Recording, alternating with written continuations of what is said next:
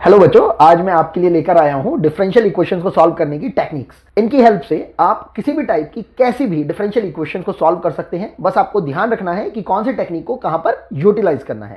तो इसके first part को देखते हैं। फर्स्ट पार्ट में हमसे क्या बोल रखा है, लीनियर डिफरेंशियल इक्वेशंस। ये हमारे पास दो टाइप की हो सकती है। अगर हमारे पास dy बाय dx टाइप हो या dx बाय dy टाइप हो। यहां पर हमें पैटर्न को समझना है कि हमारे पास दो फंक्शन है, एक p फंक्शन है, q फंक्शन है, और दोनों के दोनों ही dy बाय dx के अंदर x के फंक्शन है, और यहां पर हमारे पास ये y है।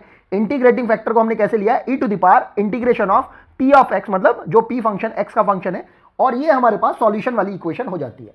इसी तरीके से जो सेकंड पार्ट है, जब हम dx अपॉन dy वाले पार्ट को ले रहे हैं, तो यहां पर हमारे पास p एंड q जो फंक्शन है वो y के फंक्शन हो जाते हैं, और यहां पर ये p ऑफ y, मतलब p जो फंक्शन है y का, उसके अंदर x की मल्टीप्लाई कर देते हैं हम। मतलब ये ऐसा हमें मिलेगा डिफरेंशियल इक्वेशन में। और यहां पर इंटीग्रेटिंग फैक्टर जो है जस्ट इसके ऑपोजिट, जहां पर हमने x लिया था dy बाय dx में, dx अपॉन dy में ये कितना हो जाएगा हमारे पास, p as a function of y, और y के रिस्पेक्ट में इंटीग्रेट कर रहे हैं, और ये हमारे पास सॉल्यूशन हो जाएगा। इसी तरीके से हमारे पास सेकंड पार्ट आता है बर्नौलीज थ्योरम का। ये बर्नौलीज थ्योरम ऐसे तो जनरली हम फिजिक्स में पढ़ते हैं, लेकिन यहाँ पर बर्नौलीज इक्वेशन थोड़ी सी डिफरेंट है हमारे पास। ये भी दो टाइप की हो सकती है। पहला पार्ट को ही लेकर हम इसको चल रहे हैं, जिससे कि बहुत ज्यादा कंफ्यूजन ना रहे हमें सॉल्व करते हुए।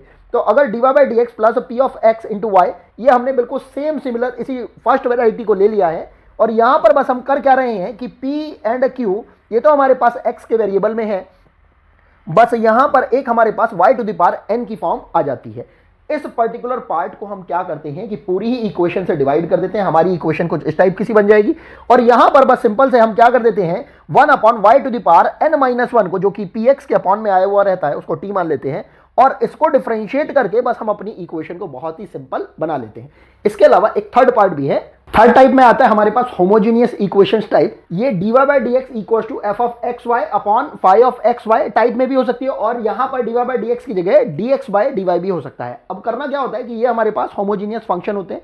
इनमें से इन दोनों ही फंक्शंस को हमें या तो x अपॉन y में कन्वर्ट करना होता है या y अपॉन x में कन्वर्ट करना होता है, और सिंपल से जिसमें भी ये कन्वर्ट होता हुआ हमें समझ में आ रहा होता है, वहां पर उसको कन्वीनियंटली x अपॉन y को या y अपॉन x को t कंसीडर करके हमें इसको रिड्यूस करना होता है अपनी लीनियर डिफरेंशियल इक्वेशन में।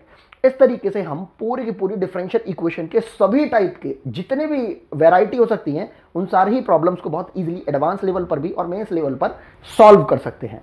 आई होप आपको ये समझ में आया होगा। मिलते हैं आपसे कुछ ऐसी ही टेक्निक्स के साथ नेक्स्ट वीडियो के अंदर। Thank you.